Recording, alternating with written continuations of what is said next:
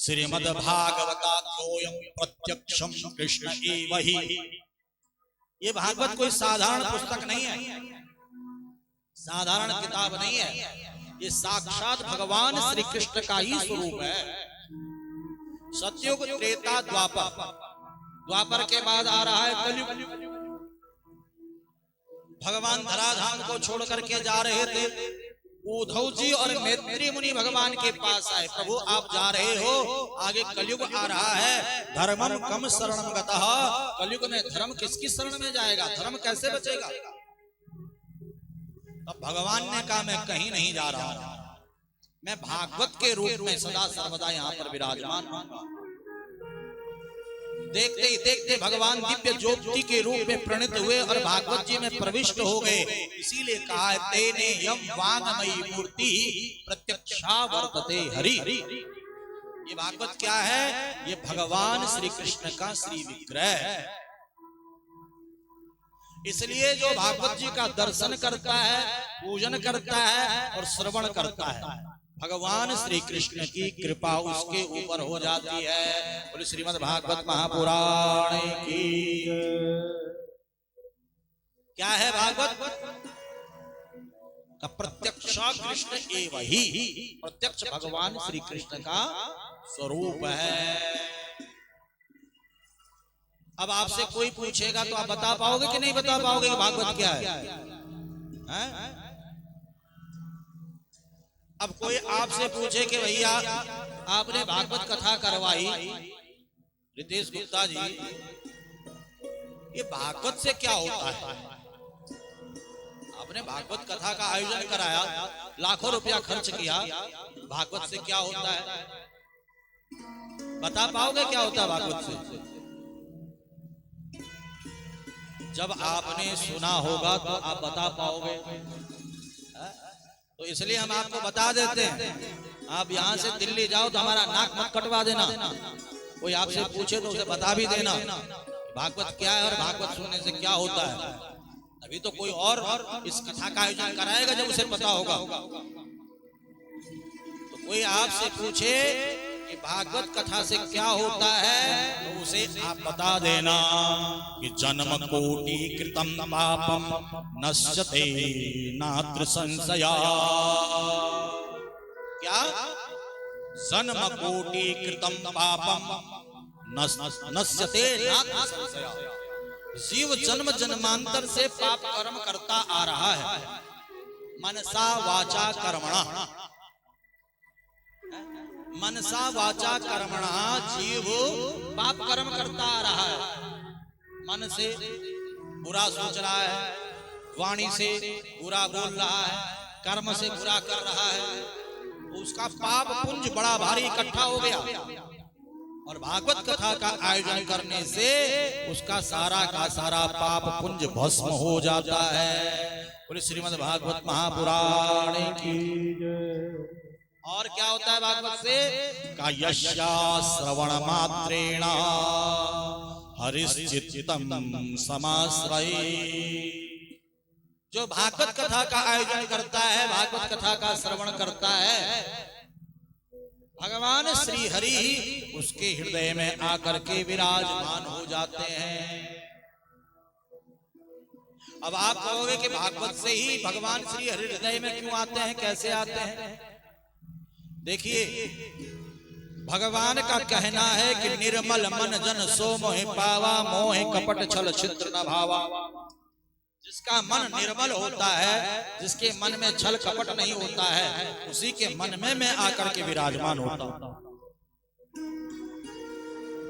हम बाहर की गंदगी को तो साफ कर लेते हैं साबुन शैम्पू से, महंगा महंगा साबुन लगा करके, और भीतर की गंदगी कैसे साफ होगी? भीतर भी तो गंदगी है। काम, क्रोध, मद, लोभ, मोह, राग, द्वेष, छल, कपट, तेरा मेरा, और ये गंदगी कैसे साफ होगी? श्रीमद् भागवत ज्ञान गंगा में गोता लगाने से, श्रीमद् भागवतामृत का पान करने से भीतर की गंदगी साफ हो जाती है और मन निर्मल हो जाता है। और निर्मल मन में भगवान श्री कृष्ण विराजमान हो जाते हैं। तो भागवत कथा श्रवण करने से भगवान श्री हरि हृदय में विराजमान हो जाते हैं। बोले श्रीमद् भागवत महापुराण की शोक दुख विनाशनम।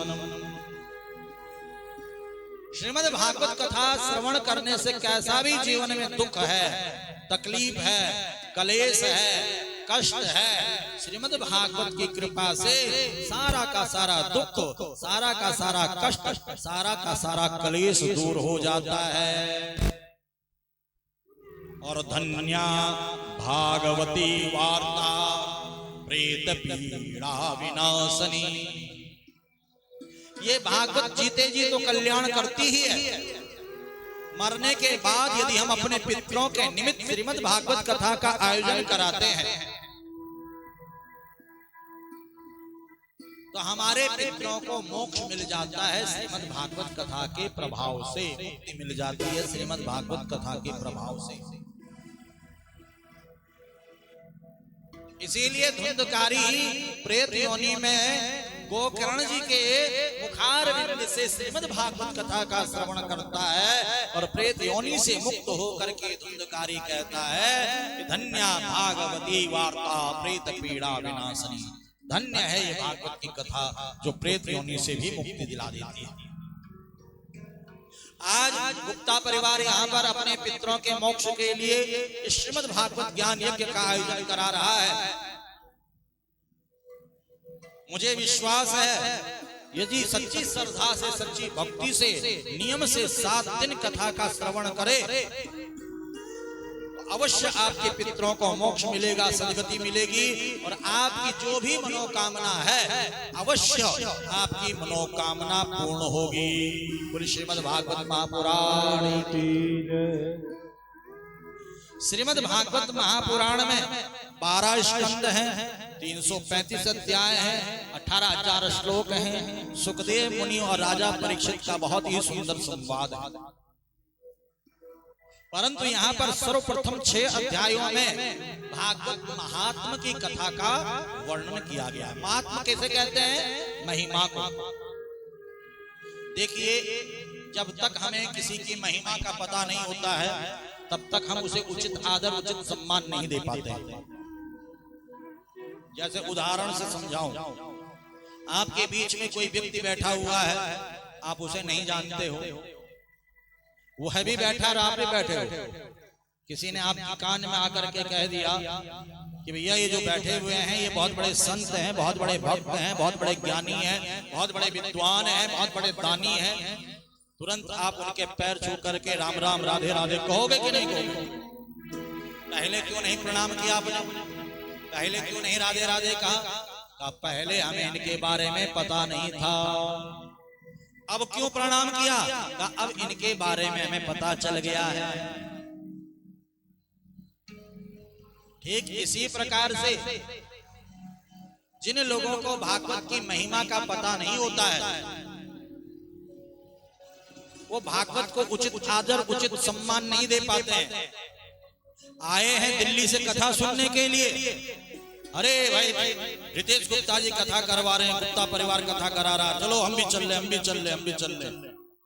अब आए थे कथा सुनने के लिए परंतु कथा का महत्व पता नहीं है, निकल पड़े घूमने के लिए।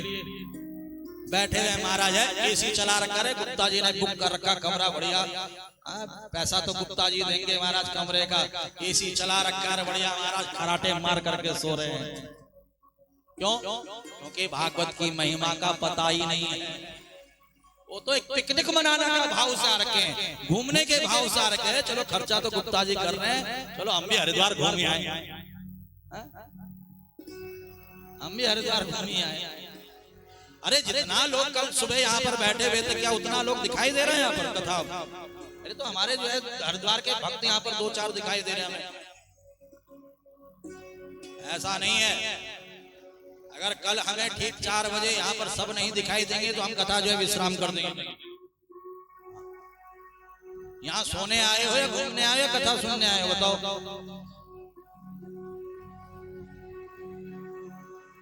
ये आपकी ड्यूटी रहेगी रितेश जी, साहब को 3:30 बजे यहाँ पर लाने की। नहीं तो फिर मत कहना कि गुरुजी ने जो है गड़बड़ कर दिया। ऐसे नहीं चलेगा। जिस उद्देश्य से सब लोग यहाँ पर आए हैं, सबसे पहले वह उद्देश्य होना चाहिए। कथा सुनने आए हैं तो कथा में सब यहाँ पर उपस्थित होने चाहिए, और घूमने और पिकनिक मनाने आए हैं तो बात अलग है। फिर तो महाराज घूमो, पिकनिक मनाओ, सोते रहो। अभी हम बोल दिए हैं, दोबारा नहीं बोलेंगे। बोले वृंदावन बिहारी लाल की। जिसको भागवत जी के महत्व का पता होता है, वो भागवत जी को सम्मान देता है, आदर देता है, संस्कार करता है। अरे भैया 4 बज गए, कथा शुरू होने वाली होगी, चलो चलो जल्दी चलो। और आप लोग जैसे यहाँ पर आकर के बैठे हुए हो, क्यों? क्योंकि आपको भागवत जी के महत्व का पता है, महिमा का पता है। एक शब्द भी ना छूट जाए, एक अक्षर भी ना छूट जाए। हमारे मोहनलाल शर्मा जी यहाँ पर बैठे हुए हैं। जहां भी कथा होती है हरिद्वार में, हर कथा में आपकी उपस्थिति रहती है। और डॉक्टर ने तो एक बार हाथ खड़े कर दिए थे। शर्मा जी मुझे बता रहे थे कि भागवत जी की कृपा है जो भागवत जी में आकर के बैठा हुआ। डॉक्टर ने हाथ खड़े कर दिए थे, परंतु आज कथा का प्रभाव है। क्यों? क्योंकि इन्हें भागवत जी की महत्व का पता है। कहीं भी कथा हो, कोई भी वक्ता कथा सुना रहा हो, आप बैठ करके कथा का श्रवण करते हैं। ऐसे बहुत सारे श्रोता हैं। बाबूजी बैठे हुए पीछे, हर कथा में आपका दर्शन होता है। ऐसे बहुत सारे श्रोता हैं जिन्हें भागवत जी के महत्व का पता रहता है। वो नहीं देखते कि सर्दी पड़ रही, गर्मी पड़ रही है, बरसात हो रही है, बस पता चलना चाहिए कथा हो रही है। जहां कथा होती है वहीं जाकर के कथा का रसस्वादन करते हैं, कथामृत का पान करते हैं। तो आज आपको भागवत की महिमा का श्रवण कराया जाएगा, महत्व बताया जाएगा भागवत का। अगर मैं अपनी प्रशंसा अपने आप करने लग जाऊं यहाँ पर बैठ करके, तो क्या आप लोगों को अच्छा लगेगा? बिल्कुल भी अच्छा नहीं लगेगा। अरे कैसे व्यास जी बताओ, अपनी ही प्रशंसा किए जा रहे हैं। और अगर आप में से कोई खड़ा होकर के अपनी प्रशंसा करने लग जाए तो हमें भी अच्छा नहीं लगेगा। परंतु हाँ, कोई दूसरा व्यक्ति, कोई तीसरा व्यक्ति आकर के प्रशंसा करे तो सबको अच्छा लगता है। तो ऐसे ही भागवत जी ने अपनी प्रशंसा अपने आप नहीं की है।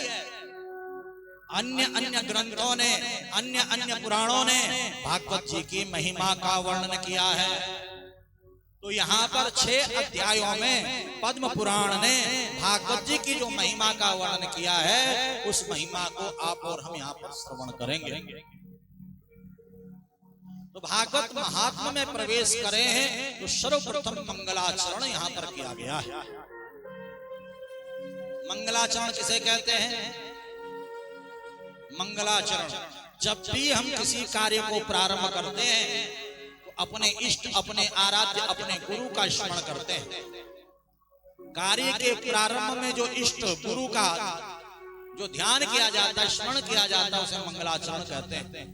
कि हमारे कार्य में कोई विघ्न ना आए, कोई बाधा ना आए, कोई अड़चन ना आए, कोई रुकावट ना आए, हमारा कार्य, हमारा यज्ञ निर्विघ्नता पूर्वक संपन्न हो।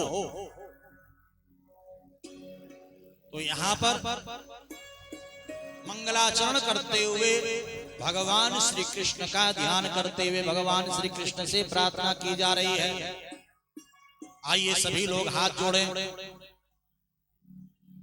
सच्चिदानंद रूपाय, बोलो सच्चिदानंद रूपाय विश्वोत्पत्त्यादि हेतवे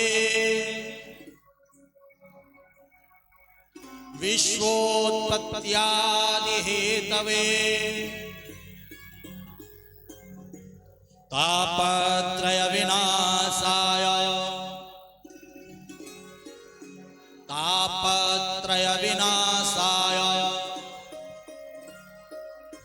श्री कृष्णाय वयं नुमः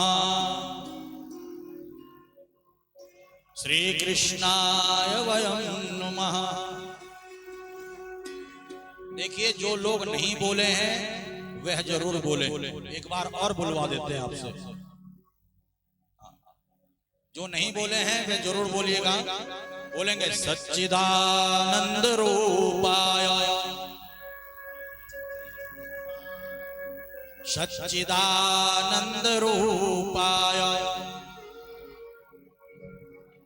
विश्वोत्पत्त्यादि हेतवे, तापत्रय विनाशाय, श्री कृष्णाय वयं नमः। बोले कृष्ण कन्हैया लाल की। श्री कृष्णाय वयं नमः। हम सब मिलकर के भगवान श्री कृष्ण को प्रणाम करते हैं। हे कृष्ण, हमारी मनोकामना को पूर्ण करना, हमारे घर में सुख देना, समृद्धि देना, धन देना, धान्य देना, आयु आरोग्य ऐश्वर्य देना, बच्चों को विद्या बुद्धि सद्बुद्धि देना, हमारे पितरों को मोक्ष देना, हमारे पितरों को सदगति देना। प्रभु आज से 7 दिनों तक दारिद्र्य भंजन महादेव की शरण में बैठ करके भगवत चर्चा, भगवत लीला कथाओं का हम श्रवण करेंगे। कोई विघ्न न आए, कोई बाधा न आए, कोई अड़चन न आए, कोई रुकावट न आए, निर्विघ्नता पूर्वक हमारा यज्ञ पूर्ण हो, यह हम आपसे प्रार्थना करते हैं। बोले कृष्ण कन्हैया लाल की। जिन भगवान श्री कृष्ण की प्रार्थना हमने की है, जिनके चरणों में हमने स्तुति की है, प्रार्थना की, वो भगवान श्री कृष्ण का रूप कैसा है? कैसा भगवान का रूप है? सच्चिदानंद रूपाय, सत घन, चित्त घन और आनंद घन। सत क्या है, चित्त क्या है और आनंद क्या है? सत कहते हैं सत्य को। इस संसार में जो कुछ भी आपको दिखाई दे रहा है, शास्त्र इसे सत्य नहीं मानता है। क्योंकि जो जन्म लेता है मर जाता है, जो उत्पन्न होता है और मिट जाता है, वो सत्य नहीं है। यहां तक कि ये जो हमारा शरीर है, ये शरीर भी सत्य नहीं है। क्षण भंगुर जीवन की कलिका, कल होत प्रभात खिली न खिली, मलिया गिर की सुचि शीतल, मंद सुगंध समीर मिली न मिली। कलिकाल कुठार लिए फिरता, तन नम्र से चोट झिली न झिली, हरि नाम भजन हरि रसना, फिर अंत समय पे हिली न हिली। ये शरीर भी नाशवान है। इस शरीर की 3 गति होती है, या तो जला दिया जाता है, या दफना दिया जाता है, या फेंक दिया जाता है। जला दोगे तो एक मुट्ठी राख बचेगा, दफना दोगे तो कीड़े मकोड़े अपना आहार बनाएंगे, और फेंक दोगे तो चील कौवे खा लेंगे। यही स्थिति इस शरीर की होती है। जब ये शरीर ही हमारा नहीं है, तो इस शरीर के संबंधी हमारे कैसे हो सकते हैं? इसलिए इस शरीर को भी सत्य नहीं माना गया। जब ये शरीर सत्य नहीं है, तो इसके संबंधी सत्य कैसे हो सकते हैं? सत्य कौन है? का जिसका कभी अंत नहीं होता है, जिसका कभी लय नहीं होता है, जो कभी मिटता नहीं है, जो कभी समाप्त नहीं होता है, जो सृष्टि से पहले भी था, सृष्टि के मध्य में भी है और सृष्टि के अंत में भी बचता है। वह कौन है? वह परम पिता परमात्मा, जिसको हम राम के नाम से जानते हैं, कृष्ण के नाम से, शिव के नाम से, विष्णु के नाम से, दत्तात्रेय, परशुराम, नरसिंह, वामन, अनेकों नामों से जिसको हम जानते हैं। वो परमात्मा नाना प्रकार के रूप धारण करके नाना प्रकार की लीलाओं को करता है, जिसको हम कृष्ण के रूप में पूज रहे हैं। कृष्ण लीला के माध्यम से कृष्ण लीला का हम श्रवण कर रहे हैं। श्री कृष्णाय वयं नमः। ऐसे सतघन भगवान श्री कृष्ण को हम और आप प्रणाम करते हैं। बोले कृष्ण कन्हैया लाल की जय। दूसरी बात यही है, भगवान का रूप कैसा है? चित्त। चित्त किसे कहते हैं? चित्त कहते हैं प्रकाश को। हम सबको प्रकाश की आवश्यकता पड़ती है, हमें प्रकाश चाहिए, और प्रकाश हम दूसरे से लेते हैं। बल्ब जला करके, ट्यूबलाइट जला करके, दिया जला करके, मोमबत्ती जला करके हम प्रकाश लेते नहीं लेते? हम सूरज से प्रकाश लेते हैं, चंद्रमा से प्रकाश लेते हैं, और गुरु की शरण में जाकर के गुरु से ज्ञान रूपी प्रकाश लेते हैं, ताकि भीतर का अज्ञान रूपी अंधकार दूर हो। हम किससे प्रकाश लेते हैं? दूसरे से।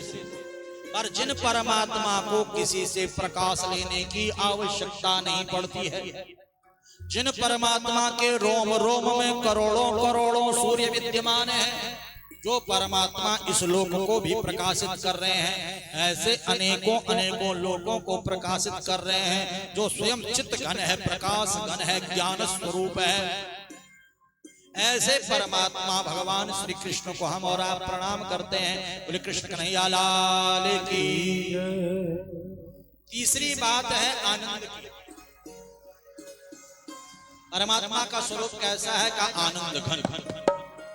हमें आनंद की आवश्यकता है। हम आनंद को पाने के लिए सब कुछ न्योछावर करने को तत्पर रहते हैं। आनंद हमें चाहिए, और आनंद को हम ढूंढ रहे हैं, खोज रहे हैं, आनंद मिल जाए। किसी को बीड़ी पीने में आनंद आता है, जब तक बीड़ी पीने को न मिले तब तक बड़ा बेचैन रहता है। बीड़ी पीने को मिल जाए तो कहता आनंद आ गया। किसी को शराब पीने में आनंद आता है, 2-4 दिन न मिले पीने को तो बड़ा बेचैन रहता है, पीने को मिल जाए कहता आज तो आनंद आ गया। किसी को महाराज जो है गर्मी पड़ रही हो, ठंडी ठंडी हवा मिल जाए तो कहता आनंद आ गया। सुबह कलश यात्रा में निकले और 12 बज गए, भूख से पेट में चूहे कूद रहे थे, महाराज सुंदर आलू पूरी मिल गया तो क्या आनंद आ गया। हम जा रहे थे, हमें एक भक्त ने रोक दिया, कहा गुरुजी आलू पूरी खा लो। हमने कहा ऐसा कैसे खा लें झूठा भाई?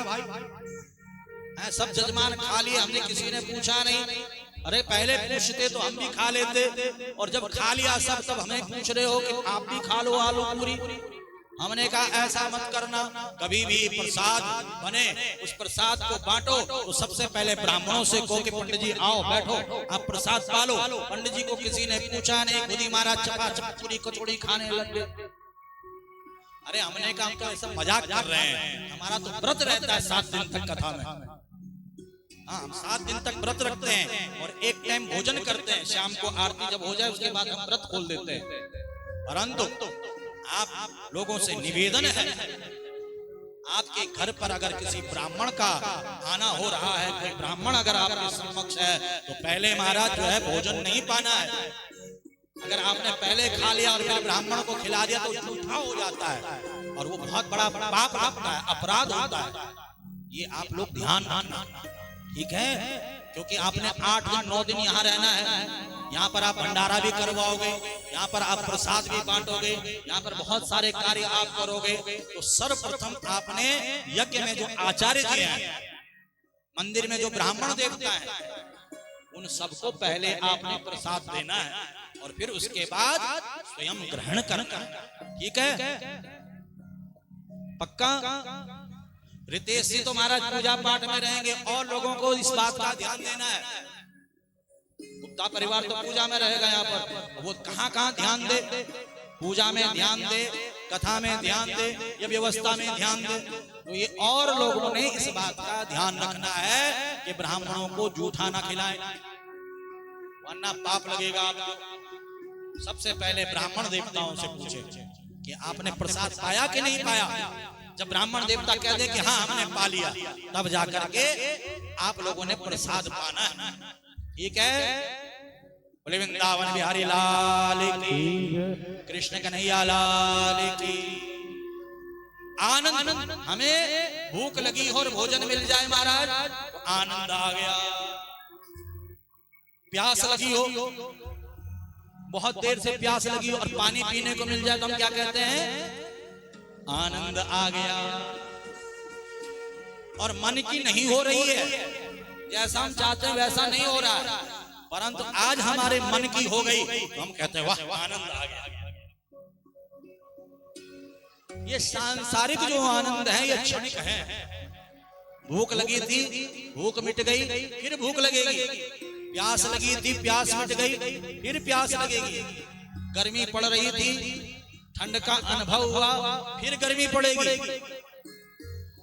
ये सांसारिक जो आनंद है, हम भौतिक पदार्थों में, भौतिक वस्तुओं में जो आनंद ढूंढ रहे हैं ये क्षणिक है। हकीकत में जो आनंद है वे परमात्मा के नाम में है, परमात्मा के धाम में है, परमात्मा के लीला कथाओं में है। जो आनंद सिंधु सुख राशि सी करते त्रिलोक शुभासी, सो सुख धाम राम असनामा, अखिल लोकदायक विश्रामा। राम के नाम में, कृष्ण के नाम में, शिव के नाम में, मां भगवती के नाम में जिसको आनंद मिल जाए उसका आनंद निरंतर बना रहता है। उसके जीवन के सारे अमंगल दूर हो जाते हैं।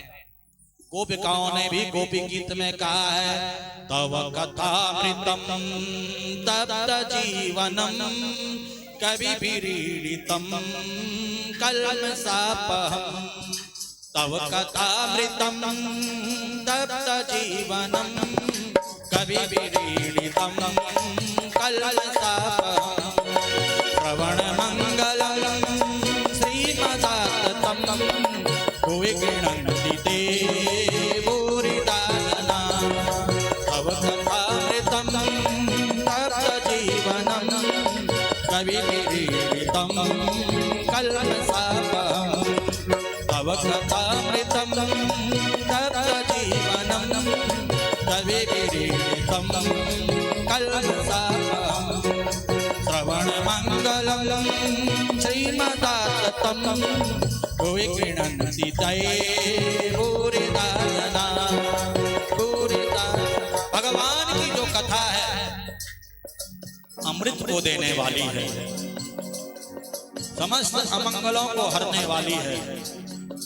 कथा को सुनने से ही जीव का समस्त रोग दोष कष्ट संकट दूर हो जाता है।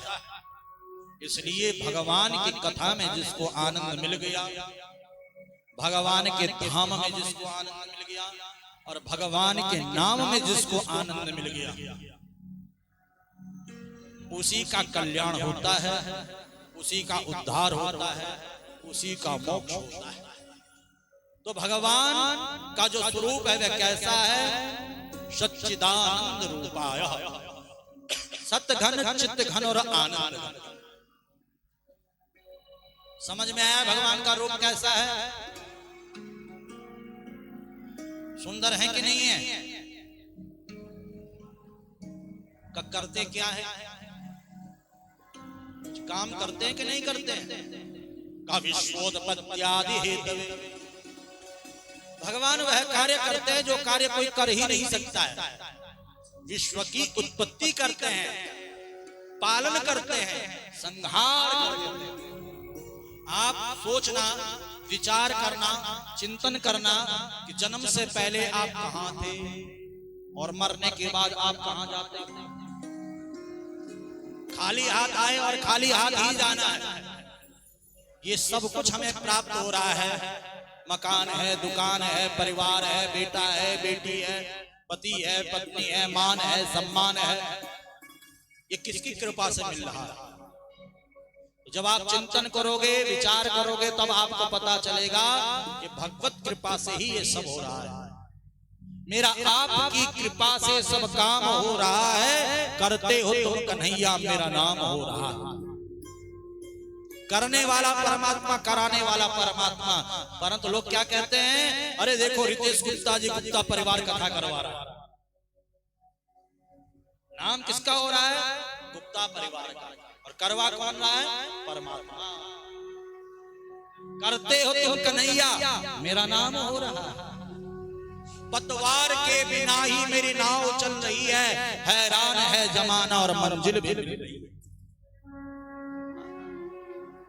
तो विश्वोत्पत्त्यादि हेतवे भगवान विश्व की उत्पत्ति पालन और संहार के ही कारण है। परंतु जो भगवान की शरण में आ जाता है तापत्रय विनाशाय, तीन प्रकार के ताप, आध्यात्मिक, आदि भौतिक, आदि देवी। कोई तन दुखी, कोई मन दुखी, कोई धन बिन रहत उदास। अगर मैं आप में से किसी से पूछूं कि भाई कोई सुखी है यहाँ पर, अगर कोई सुखी है तो अपना हाथ खड़ा करे। तो महाराज देखो किसी का भी हाथ खड़ा नहीं हुआ। कोई तन से दुखी है, अरे कमर दर्द होता है, घुटना दर्द होता है, सर दर्द रहता है, तन से परेशान है। कोई मन दुखी, मन में अनेकों प्रकार की चिंताएं हैं। अभी रिजल्ट निकला है बेटे का, अभी रिजल्ट निकला है बेटी का, अच्छे स्कूल में भर्ती कराना है, बढ़िया सा स्कूल मिल जाए, कॉलेज मिल जाए, बेटी के अच्छे घर में ब्याह हो, बेटे का ब्याह अच्छे घर में हो, बहू घर में सही आए, मकान बनवाना है। अरे पड़ोसी का देखो 2 मकान हो गया, हमारा अभी तक एक ही है। अरे पड़ोसी ने नई गाड़ी खरीदी, हमारे पास अभी एक ही है। लोग आजकल महाराज अपने दुख से ज्यादा दुखी नहीं है, दूसरे के सुख से ज्यादा दुखी है। मानसिक तनाव, मानसिक क्लेश, मन में शांति नहीं है। कोई तन दुखी, कोई मन दुखी, और कोई धन बिन रहत उदास। कोई पैसे के लिए परेशान है, कहां से आया, कैसे आया। थोड़े थोड़े सब दुखी। का सुखी कौन है? का सुखी राम के दास, सुखी कृष्ण के दास, जो परमात्मा की शरण ग्रहण कर लेते हैं, जो परमात्मा के बन जाते हैं, या परमात्मा को जो अपना बना लेते हैं, वही एकमात्र ऐसा है जो कह सकता है कि मैं सुखी हूं। भक्ति अगर जीवन में आ जाती है तो भक्त हर स्थिति में मस्त रहता है, प्रसन्न रहता है, आनंदित रहता है। तापत्रय विनाशाय श्री कृष्णाय वयं नमः। भगवान श्री कृष्ण, भगवान दारिद्र्य भंजन महादेव ही एकमात्र ऐसे हैं जो आपको तन से, मन से, धन से सुखी कर सकते हैं। आइए दोनों हाथ उठा करके मीठी मीठी तालियों के साथ भक्तों की तुमने काना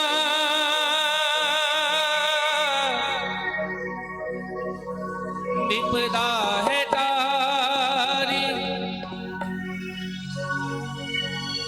मेरी बीमारी थामो आगे बिहारी। मेरी आगे बिहारी। सुबह तुम ही हो, तुम ही मेरी शाम मुरली वाले।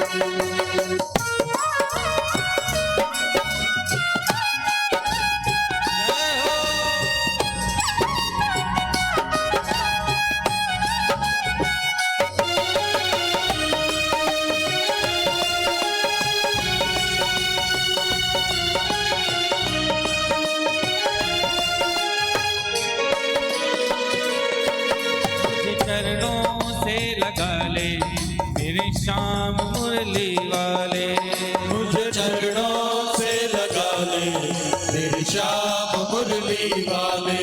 मुझे चरणों से लगा ले मेरे श्याम मुरली वाले। मुझे चरणों से लगा ले मेरे श्याम मुरली वाले। मेरी सांस श्वास श्वास में तेरा, ओ मेरी श्वास श्वास में तेरा ही नाम मुरली वाले, मुझे चरणों से लगा ले मेरे श्याम मुरली वाले, मुझे चरणों से लगा ले मेरे श्याम मुरली वाले। मेरी श्वास श्वास में तेरा, मेरी श्वास श्वास में तेरा ही नाम मुरली वाले, मुझे चरणों से लगा ले मेरे श्याम मुरली वाले। मुझे चरणों से लगा ले मेरे श्याम मुरली वाले।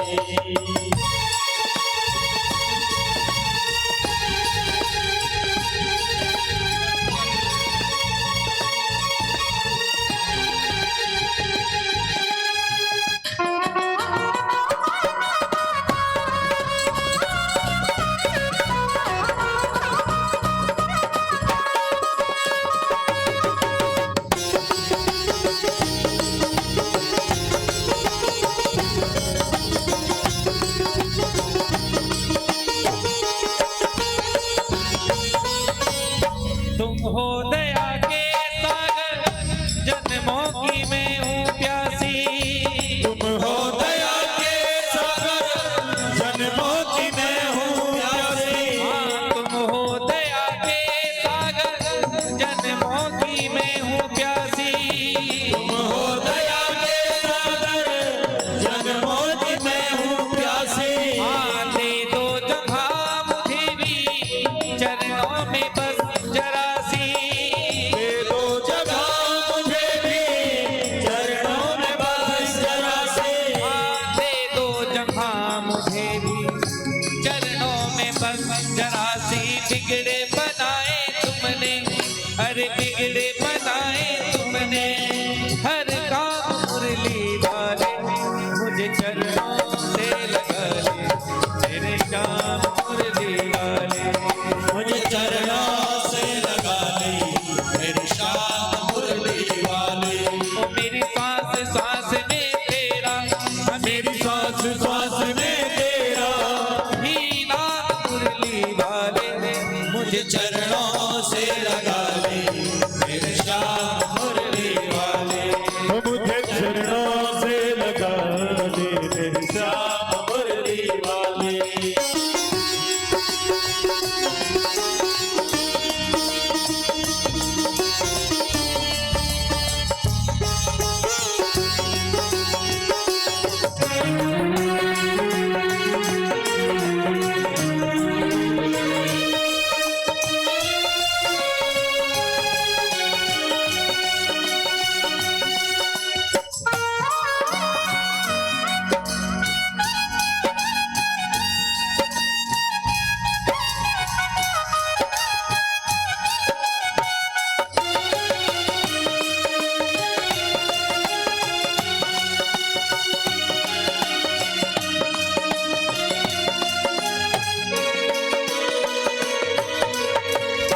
पतझड़ है मेरा जीवन, बन के बाहर आजा, पतझड़ है मेरा जीवन, बन के बहार आजा। पतझड़ है मेरा जीवन, बन के बाहर आजा, पतझड़ है मेरा जीवन, बन के बहार आजा। सुन ले पुकार काना, बस एक बार आजा, मिले पुकार कान्हा, बस एक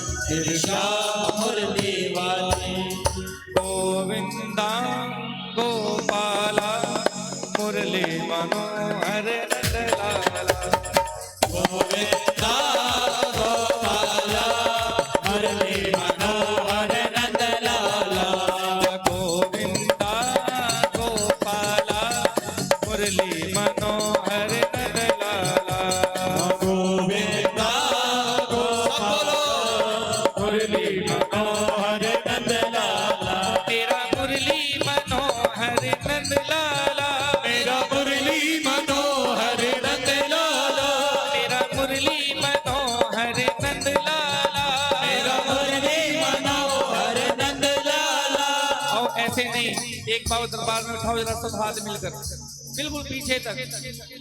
मैं ये नहीं कहूंगा कि आपकी तालु की आवाज बाहर जानी चाहिए, नहीं, लेकिन कम से कम मेरे ठाकुर जरूर सुने। बिल्कुल सीधे हाथ और आओ जरा एक बार आपकी तालु की आवाज सुने। कैसे? 1 2 3 गोविंदा गोपाला मुरली मनोहर नंदलाला। गोविंदा गोपाला मुरली मनोहर नंदलाला। गोविंदा गोविंदा गोपाला मुरली मनोहर नंदलाला। गोविंदा गोपाला मुरली मनोहर नंदलाला। मुरली मनोहर नंदलाला। मुरली मनोहर नंदलाला। मेरा मुरली मनोहर नंदलाला। मेरा मुरली मनोहर नंदलाला। मेरा मुरली मनोहर नंदलाला। मेरा मुरली मनोहर नंदलाला। गोविंदा गोपाला मुरली मनोहर नंदलाला। गोविंदा गोपाला मुरली मनोहर नंदलाला। गोविंदा गोपाला मुरली मनोहर नंदलाला। गोविंदा गोपाला मुरली मनोहर नंदलाला। तेरा मुरली मनोहर नंदलाला। तेरा मुरली मनोहर नंदलाला। तेरा मुरली मनोहर नंदलाला। तेरा मुरली मनोहर नंदलाला। गोविंदा गोपाला मुरली मनोहर नंदलाला। गोविंदा गोपाला मुरली मनोहर नंदलाला। मुरली मनोहर नंदलाला। मुरली मनोहर नंदलाला। मुरली मनोहर नंदलाला। मेरा मुरली मनोहर नंदलाला।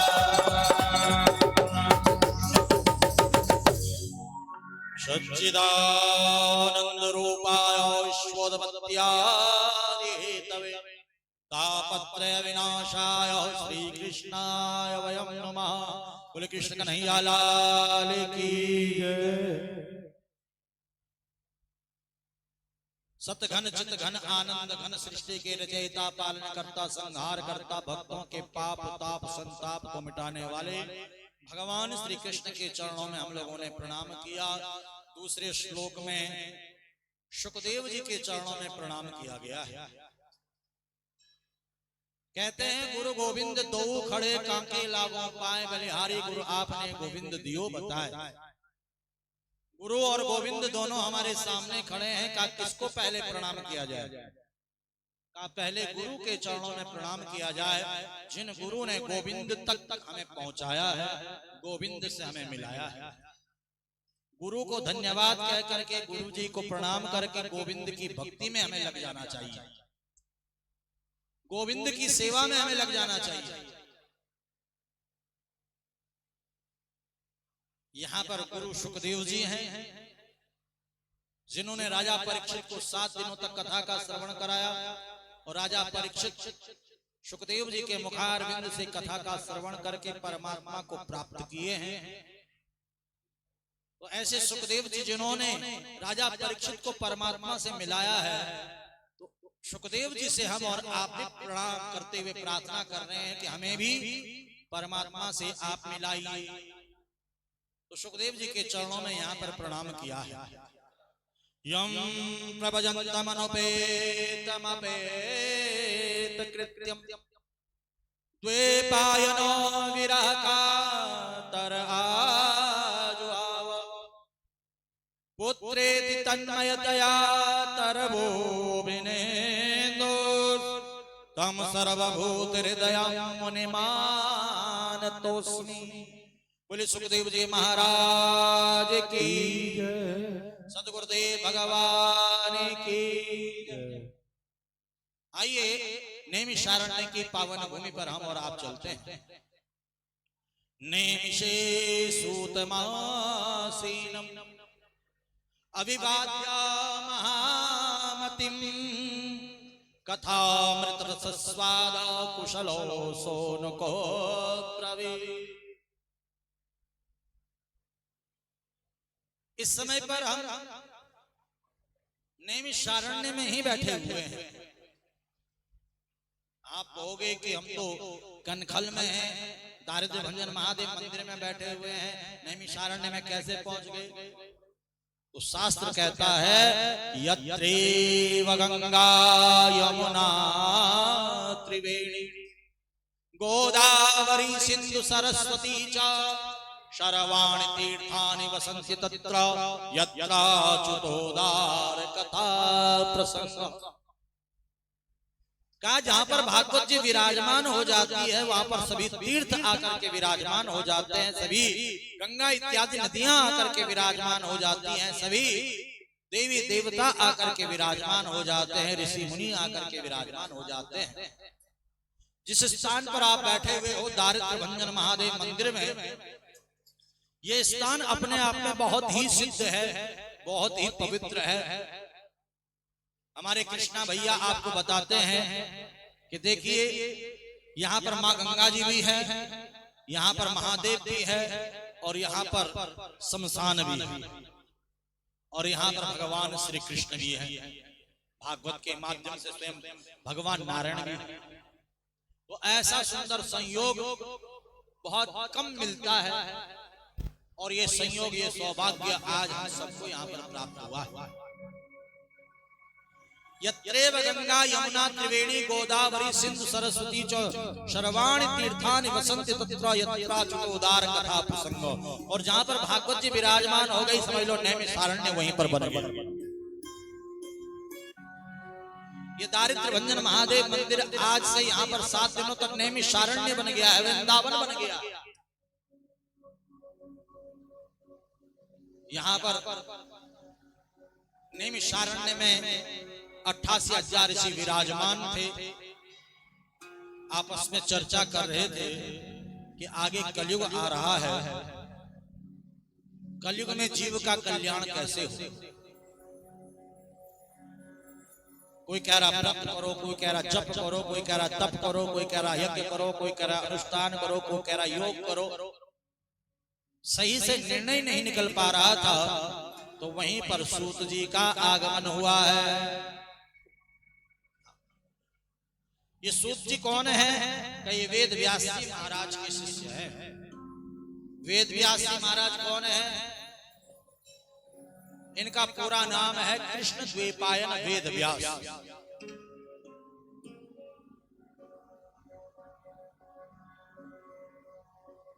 कृष्ण, क्योंकि इनका जो रंग है वह कृष्ण वर्ण का है, सांवले हैं, इसलिए कृष्ण नाम इनका है। द्वैपायन द्वीप में जन्म हुआ है। मत्स्य गंगा के उदर से पराशर मुनि के द्वारा, महाभारत का बड़ा विस्तृत प्रसंग है। यहाँ पर मत्स्य गंगा के उदर से जन्म हुआ है द्वीप में, इसलिए द्वैपायन इनका नाम है। वेदों के इन्होंने 4 भाग किए हैं। वेदों से पुराणों की रचना की है, शास्त्रों की रचना की है, वेदों का विस्तार किया है, इसलिए इनका नाम वेद व्यास है। कृष्ण द्वैपायन वेद व्यास। इनके शिष्य हैं सूत जी महाराज। और जो गुरु का लाडला शिष्य होता है, प्रिय शिष्य होता है, गुरु उसे संपूर्ण ज्ञान दे देते हैं। आज संपूर्ण ज्ञान गुरु के द्वारा प्राप्त करके सूत जी महाराज नैमिषारण्य की पावन भूमि पर आए हैं, जहां पर 88,000 ऋषि हरि चर्चा कर रहे हैं। जैसे सूत जी का आगमन हुआ, 88,000 ऋषि खड़े होकर के सूत जी को दंडवत प्रणाम करने लगे। सूत जी महाराज ने कहा, रे आप क्या कर रहे हो? भृगुर वशिष्ठ वनस्स गौतमा मेधातिथि देवल देवराता। भृगु है, वशिष्ठ है, चवन है, गौतम है, पराशर है, बड़े बड़े ऋषि हैं। सतयुग, त्रेता, द्वापर, कलयुग, कई चतुर्युगियां जिनके जीवन में बीत चुकी हैं। मैं अभी छोटा बालक, आप ऐसा न करें। तब 88,000 ऋषि कहते हैं, धन वृद्धा बल वृद्धा आयु वृद्धास्तथैव च ते सर्वेऽपि ज्ञान वृद्धाश्च किंकरा शिष्य किंकरः। कोई धन में बड़ा होता है उसे कहते हैं धनवान, और धनवान व्यक्ति को रोज राम राम प्रणाम करते रहना चाहिए। अगर धनवान व्यक्ति को हम रोज राम राम करेंगे, प्रणाम करेंगे, राधे राधे कहेंगे, तो कभी आपको धन की आवश्यकता होगी तो आपकी मदद कर देगा। राम राम प्रणाम राधे राधे नहीं करेंगे तो कभी आप उससे मदद मांगो, कहेगा भैया हम तुम्हें जानते नहीं, कैसे मदद कर ले। इसलिए धनवान को रोज राम राम प्रणाम करना चाहिए। धन वृद्धा, बल वृद्धा, जो बलवान व्यक्ति होते हैं, जो पद में बड़े हैं, प्रतिष्ठा में बड़े हैं, जो ओहदे में बड़े हैं, जो पावर में बड़े हैं, अगर आप राम राम प्रणाम करोगे तो आपके सर पर हाथ रख कर कहेंगे चिंता न कर, मैं तेरे साथ खड़ा हूं, मुझे घबराने की आवश्यकता नहीं। कोई दिक्कत परेशानी हो तो मुझे बता देना, फोन कर लेना, बस आने की भी आवश्यकता नहीं है। और राम राम प्रणाम नहीं करेंगे तो महाराज आप महाराज चक्कर काटते रहो ऑफिस के, आपका कोई मदद नहीं करेगा। बलवृद्धा, जो बल में बड़े बलवान व्यक्ति को भी रोज राम राम प्रणाम करते रहना चाहिए। आयु वृद्धा, जो आयु में बड़े हैं, उम्र में बड़े हैं, रात काल उठ के रघुनाथा, मात पिता गुरु नामहि माता। नीरज जी पीछे महाराज जी आए हैं हमारे, महाराज जी को बैठने की व्यवस्था कर दीजिए जरा। महाराज जी प्रेमनगर आश्रम में रहते हैं और वेद वेदांत के बहुत अच्छे जानकार हैं, शास्त्रों के बहुत अच्छे जानकार हैं। महाराज जी अयोध्या से हैं, राम की नगरी अयोध्या से हैं, और ये मेरा सौभाग्य रहता है कि जहां भी कथा होती है तो महाराज जी अपना आशीर्वाद देने के लिए उपस्थित हो जाते हैं। तो ऐसे परम पूज्य महाराज जी का आगमन हमारे बीच में हुआ है, तो मैं नीरज जी को धन्यवाद कहूंगा कि नीरज जी ने महाराज जी को बैठने की व्यवस्था की है। धन वृद्धा, बल वृद्धा, आयु वृद्धा, जो हमसे उम्र में बड़े। मेरे राम प्रभु का चरित्र आप पढ़ेंगे, कृष्ण प्रभु को आप सुनेंगे तो राम कृष्ण ने भी, परमात्मा ने भी अपने से बड़ों का सम्मान किया, माता पिता का सम्मान किया। हम कथाएं सुनते हैं, हम सत्संग सुनते हैं, जब कथा कीर्तन चल रहा होता, सत्संग चल रहा था, खूब सर हिला हिला करके कहते हैं हाँ गुरु जी बहुत अच्छा कह रहे हैं। और जब जीवन में अपनाने की बारी आती है, जीवन में उतारने की बारी आती है तो नहीं उतार पाते। माता पिता की सम्मान की बात जब आती है, सास ससुर के सम्मान की बात आती है, संत ब्राह्मणों के सम्मान की बात आती है, गौ माता की सेवा की जब बात आती है तो महाराज नहीं कर पाते हैं। तब हमारा अहम जागृत हो जाता है, अहंकार जागृत हो जाता है, अरे हम इनका सम्मान करेंगे। आज मैं देखता हूं ऐसे ऐसे लोगों को जो हर कथा में दिखाई देते हैं, हर कीर्तन में दिखाई देते हैं, हर सत्संग में दिखाई देते हैं, और घर जाकर के अपने सास ससुर को गालियां देते हैं, माता पिता को भला बुरा कहते हैं, संत ब्राह्मणों को भला बुरा कहते हैं। हम देखते हैं ऐसे लोगों को। आपने देखा कि नहीं देखा, बताओ जरा, किस किसने देखा? हाथ खड़ा करो। बस केवल एक मैया ने ही देखा और किसी ने नहीं देखा।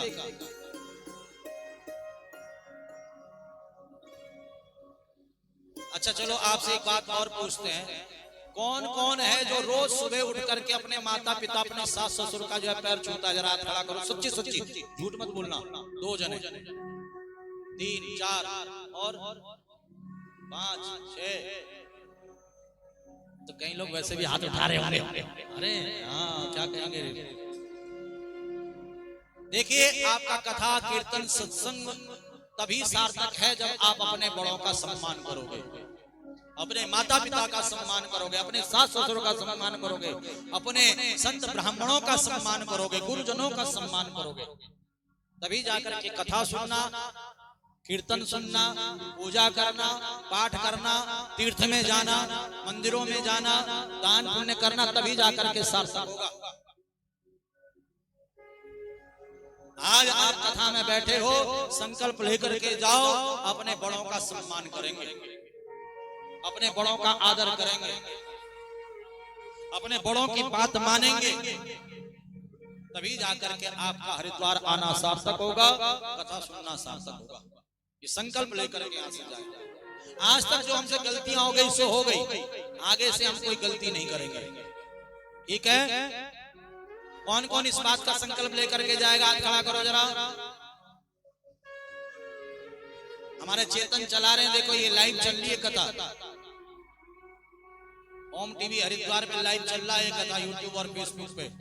तो इसलिए एक बार दोबारा आपसे पूछेंगे, हमारा चेतन सबको दिखाएगा, कौन कौन ये संकल्प लेकर के जाएगा यहाँ से कि अपने बड़ों का सम्मान करेंगे। एक बार दोनों हाथ उठा करके बताओ, सच्ची सच्ची बताओ।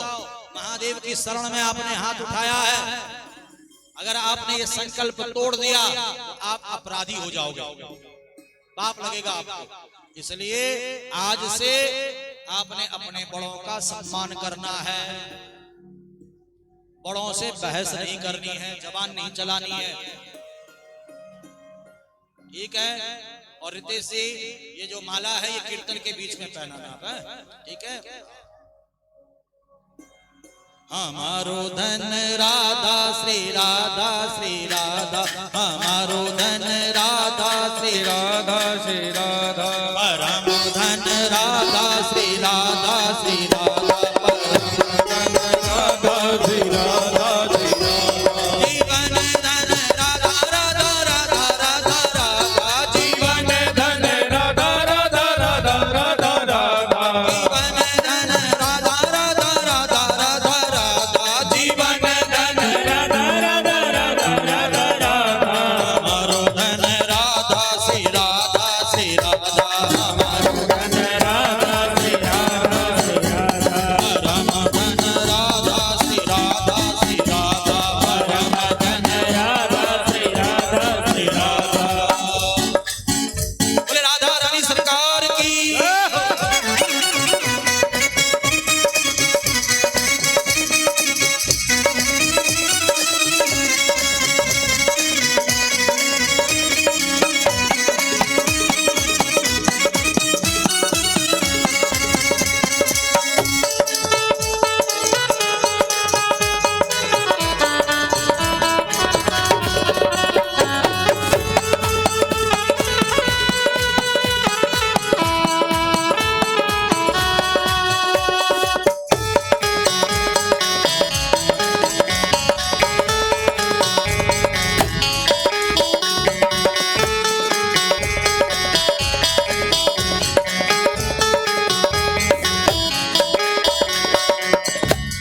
भक्तों की प्यारी राधा राधा राधा राधा राधा, भक्तों की प्यारी राधा राधा राधा राधा राधा, भक्तों की प्यारी राधा राधा राधा राधा राधा, भक्तों की प्यारी राधा राधा राधा राधा राधा, भक्तों की प्यारी राधा राधा राधा राधा राधा, संतों की प्यारी राधा राधा राधा राधा राधा, हम सबकी प्यारी राधा राधा राधा राधा राधा, हम सबकी प्यारी राधा राधा राधा राधा राधा, हमारो धन राधा श्री राधा श्री राधा, हमारो धन राधा श्री राधा श्री राधा, परम धन राधा श्री राधा, परम धन राधा श्री राधा श्री राधा, जीवन धन राधा श्री राधा श्री राधा, जीवन धन राधा श्री राधा श्री राधा। बोले राधा रानी सरकार की। ताली से बात करते हैं।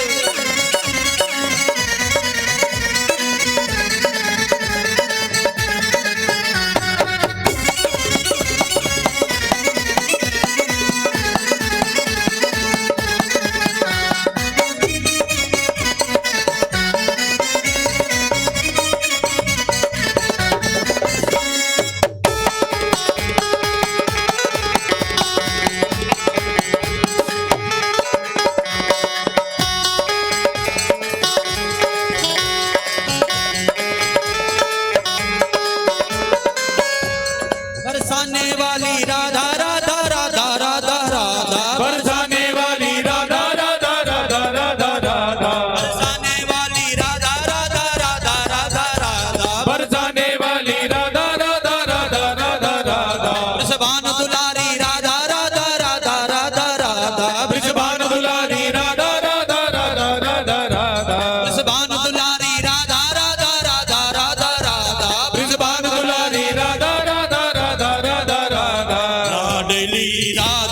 श्री राधा श्री राधा लाडली राधा श्री राधा श्री राधा लाडली राधा श्री राधा श्री राधा लाडली राधा श्री राधा श्री राधा स्वामिनी राधा श्री राधा श्री राधा स्वामिनी राधा श्री राधा श्री राधा किशोरी राधा राधा राधा राधा राधा किशोरी राधा राधा राधा राधा राधा किशोरी राधा राधा राधा राधा राधा किशोरी राधा राधा राधा राधा राधा हमारो धन राधा श्री राधा श्री राधा हमारो धन राधा श्री राधा श्री राधा परम धन राधा श्री राधा श्री राधा परम धन राधा श्री राधा श्री राधा जीवन धन राधा श्री राधा श्री राधा जीवन धन राधा श्री राधा श्री राधा श्री राधा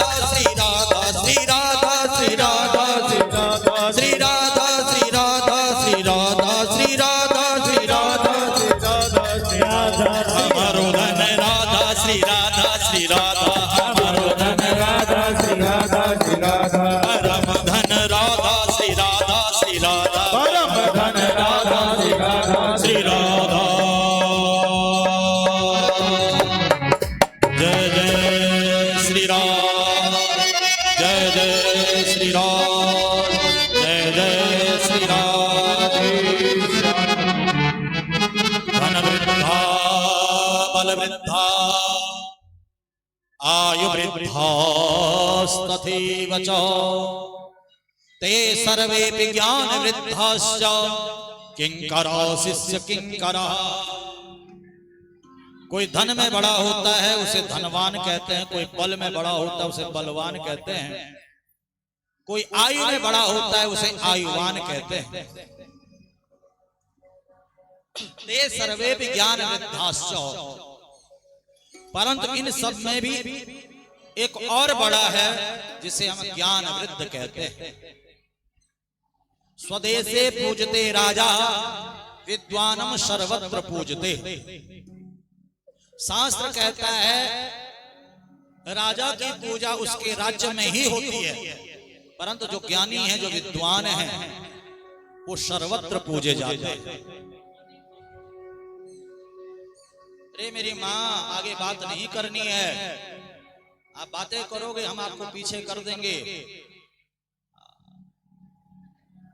प्रमोशन से डिमोशन हो जाएगा आपका, आगे से पीछे चले जाओगे। तो इसलिए आपने कथा में बात नहीं करनी है, क्योंकि कथा में बात करोगे कथा में विघ्न पड़ेगा, और कथा में विघ्न डालना भी बहुत बड़ा अपराध शास्त्रों में बताया गया है। ठीक है, ठीक है कि नहीं है?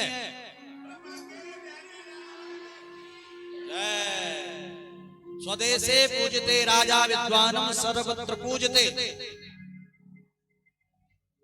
सुखदेव मुनि यहाँ पर श्रीमद् भागवत ग्रंथ की रचना करते हैं, और सुखदेव मुनि के द्वारा इस कथा को कहा गया है। वेद व्यास जी महाराज ने भागवत को लिखा, सुखदेव जी को ज्ञान दिया, सुखदेव जी ने आगे इस कथा को सुनाया। आज जन जन में घर घर में भागवत जी स्थापित होती है, घर घर में भागवत कथाएं होती हैं, और जो वक्ता भागवत जी का श्रवण कराते हैं, श्रवण कराते, कथा सुनाते हैं, हम लोग को सम्मानित करते हैं, आदर देते हैं, सत्कार देते हैं। हमारे आचार्यगण सुंदर सुंदर मंत्रों का उच्चारण करते हैं, वेद मंत्रों का पाठ करते हैं, घरों घरों में पूजा पाठ होती है, हम लोग उन्हें सम्मान देते हैं, सत्कार करते हैं। तो ज्ञानी जो विद्वान होते हैं वे सर्वत्र पूजित माने जाते हैं। तो यहाँ पर शौनक आदि 88,000 ऋषि सूत जी महाराज से कह रहे हैं कि हे सूत जी महाराज, हम आपके बल को नहीं, आपके धन को नहीं, आपकी आयु को नहीं, हम आपके ज्ञान को पूज रहे हैं, आपके ज्ञान का हम सम्मान कर रहे हैं। अज्ञान ध्वांत विध्वंस कोटि सूर्य समप्रभा सूताख्याय कथा सारम मम कर्ण रसायनम। आप अज्ञान रूपी अंधकार को दूर करने में करोड़ों करोड़ों सूर्यों गोपियों के सम्मान प्रकाशित होकर के ज्ञान रूपी प्रकाश पुंज को धारण करके हमारे बीच में उपस्थित हुए हो। आप हमारे कानों को ऐसी कथा सुनाइए जो रसायन हो, औषधि हो, जो हमारे सारे के सारे पाप ताप संताप, हमारे सारे के सारे कष्टों को जो है समाप्त करे, दुखों को दूर करे, हमारे मन को शांति दे, आत्मा को शांति दे। सूत जी महाराज कहते हैं कि जब राजा परीक्षित को श्राप लगा, शमिक मुनि के पुत्र श्रृंगी ऋषि ने श्राप दिया, लंकित मर्यादा तक्षक सप्तमे अनि। राजा परीक्षित अन्न जल का त्याग करके गंगा जी के तट पर आकर के बैठ गए, तो वहां पर शुकदेव जी का आगमन हुआ और शुकदेव जी राजा परीक्षित को भागवत कथा सुनाने लगे। वहीं पर देवता आ गए। देवता खाली हाथ नहीं आए, सुधा कुंभम गृहीत्वा देवास्तत्र समागम, अमृत कलश लेकर के आए और अमृत कलश लेकर के आए और कहा कि ये जो अमृत है ये राजा परीक्षित को पिला दो, और ये जो भागवता अमृत है, ये भागवत कथा ये हमको दे दो। तो सुखदेव जी जोर जोर से हंसने लगे और सुखदेव जी राजा परीक्षित की सभा में आए हुए देवताओं से कहते हैं कि हे देवताओं, वसुधा को कथा लोके को कांचा को मणिर्महान, अरे तुम व्यापार करने आए हो पर तुम्हें व्यापार करना नहीं आया। अदला बदली बराबर की वस्तुओं में होती है। 1000 रुपए की वस्तु मेरे पास, 1000 रुपए की तुम्हारे पास, हमने कह दिया भैया ये बदल दो, तो आपने कह दिया घाटे का सौदा नहीं है, चलो बदल देते, गुरुजी भी खुश हो जाएंगे। वहीं पर 1,00,000 रुपए की वस्तु आपके पास और 1 रुपए की वस्तु मेरे पास, और मैं कहूं गुप्ता जी से बदल दो, तो आप बदल दोगे? बताओ जरा, बदल दोगे? अरे गुरुजी भांग छान करके बैठे हो क्या? इतना बड़ा घाटा आप हमें दोगे? हम तो बिल्कुल भी नहीं बदलेंगे। 1 रुपए की वस्तु आपके पास, 1,00,000 की हमारे पास, 1 रुपए की वस्तु 1 रुपया दे करके 1,00,000 रुपया लेना चाहते हो? तो ऐसे सुखदेव जी कहने लगे, हे देवताओं, वसुधा को कथा लोके को कांचो को मणिर्महान, मेरे पास तो क्या है, मणि है, और तुम्हारे पास क्या है, कांच है। तुम कांच दे करके मणि लेना चाहते हो? भागवत को दिव्य मणि बताया और स्वर्ग के अमृत को तुच्छ कांच बताया है सुखदेव जी ने। डांट करके भगा दिया देवताओं को, और देवता सीधा ब्रह्मा जी के पास ब्रह्मलोक पहुंच गए। ब्रह्मा जी को सारी बात बताई। ब्रह्मा जी को बड़ा आश्चर्य हुआ। ब्रह्मा जी ने ब्रह्मलोक में तराजू लगाया, एक पड़ले पर भागवत जी रखा और एक पड़ले पर अमृत रखा। जिस पड़ले पर भागवत था वे नीचे, जिसमें अमृत था वे ऊपर। आप सबको पता है कि जिसमें वजन ज्यादा होता वे नीचे होता है और जिसमें वजन कम होता वे ऊपर होता है। अमृत के साथ सारे साधन रख दिए, फिर भी भागवत जिस पड़ले पर था वे नीचे। ब्रह्मा जी ने भागवत जी को अपने मस्तक से लगाया और देवताओं से कहा कि अरे देवताओं, इस भागवत की बराबरी स्वर्ग का अमृत भी नहीं कर सकता है, इसलिए 3 वत्सरणम गतः, 3 बन करके आपको जाना पड़ेगा, अहंकार का त्याग करके जाना पड़ेगा। जब स्वर्ग का अमृत भागवत की बराबरी नहीं कर सकता है, भागवत का मूल्य नहीं चुका सकता है, तो हमारे द्वारा दिए गए जो कागज के नोट हैं, क्या ये भागवत की बराबरी कर सकता है? बताओ जरा, भागवत का मूल्य चुका सकता है? ये जो हम यहाँ पर पैसा खर्च करते हैं, ये व्यवस्थाओं को बनाने के लिए खर्च करते हैं, ताकि अच्छी से अच्छी व्यवस्था बने, बढ़िया से बढ़िया पूजन हो, बढ़िया से बढ़िया संगीत हो, बढ़िया से बढ़िया माइक चले, बढ़िया से बढ़िया महाराज लाइव कथा का जो है हमारे रिश्तेदार घर बैठ करके भी ओम टीवी हरिद्वार पे कथा सुने, ये कथा हमारे पास यादगार के रूप में बनी रहे। बढ़िया से बढ़िया कथा वाचक हो, बढ़िया से बढ़िया प्रसाद हो,